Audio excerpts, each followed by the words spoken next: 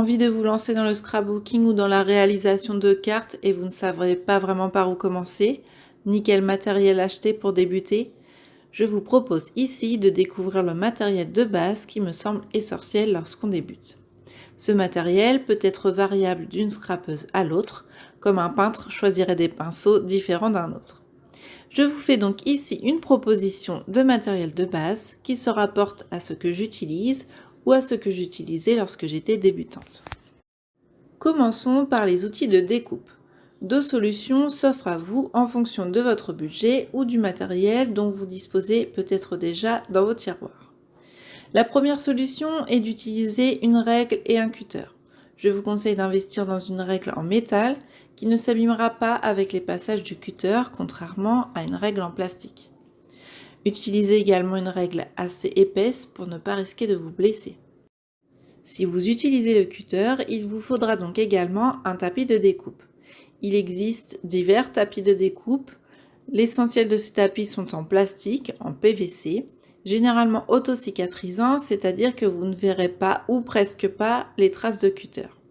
Il existe également des plaques de découpe en verre qui auront l'avantage de se nettoyer plus facilement et qui pourront vous servir de support pour d'autres techniques comme avec les encres par exemple.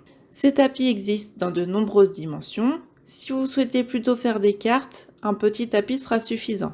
Si vous souhaitez réaliser des pages de scrapbooking ou des mini-albums, je vous conseille un tapis dont les côtés mesurent au moins 40 cm. Le format de papier scrapbooking standard étant d'environ 30 par 30 cm, vous aurez davantage de facilité à utiliser un tapis plus grand. Avant d'acheter ou de commander votre tapis de découpe, je vous invite à bien vérifier que celui-ci comporte des mesures en centimètres, ce qui n'est pas toujours le cas. Seconde solution pour réaliser vos découpes de papier, c'est le massicot.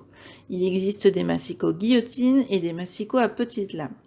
C'est ce deuxième massicot qui est généralement utilisé par les scrapeuses et ça deviendra vite un outil indispensable pour vous.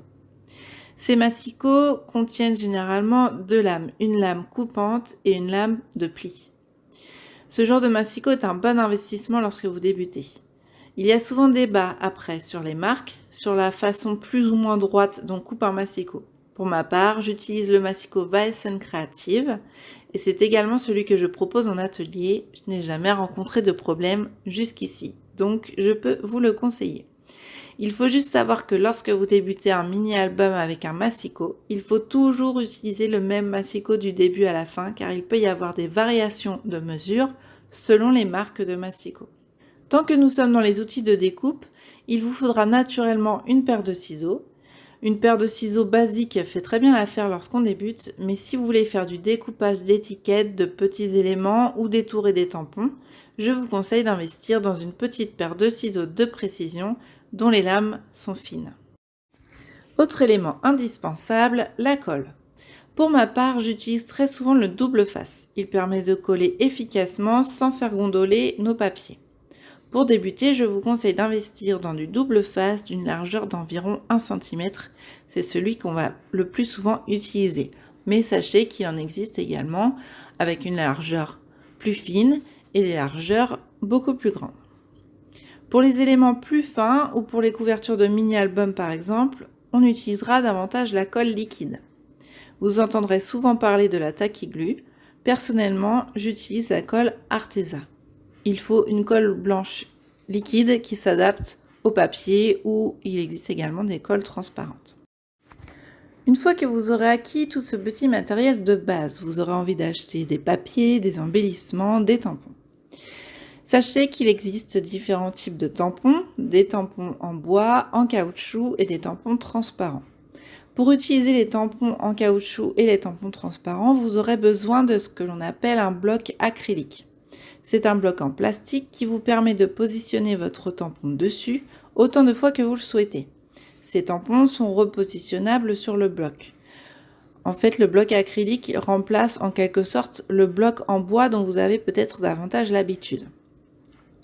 Côté encre, je vous conseille d'investir dans ce petit encreur Versafine Onyx Black, donc une encre noire, que j'utilise tout le temps, aussi bien pour les tampons texte que pour les tampons motifs. Vous pouvez retrouver le lien de certains produits dans la description de la vidéo si cela peut vous faciliter dans vos recherches. Nous proposons également sur notre site un kit spécial débutant qui regroupe certains des produits que je vous ai présentés. Et n'hésitez pas à nous rejoindre lors de nos ateliers en Normandie dans l'Eure pour que nous puissions vous aider à bien débuter dans le scrap. À bientôt!